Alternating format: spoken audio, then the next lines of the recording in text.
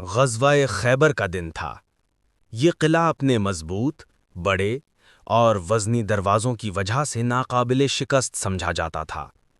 مسلمانوں کے سامنے ایک سخت رکاوٹ کھڑی تھی، قلعہ خیبر کا عظیم لوہے کا دروازہ۔ جب لڑائی اپنے عروج پر پہنچی تو حضرت علی رضی اللہ تعالیٰ عنہ آگے بڑھے۔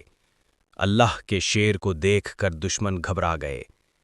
قلعے کا دروازہ اتنا وزنی تھا کہ کئی آدمی مل کر بھی اسے ہلا نہیں سکتے تھے، لیکن حضرت علی نے اللہ پر توکل کرتے ہوئے ایک ہی جھٹکے میں پورا دروازہ اکھاڑ لیا۔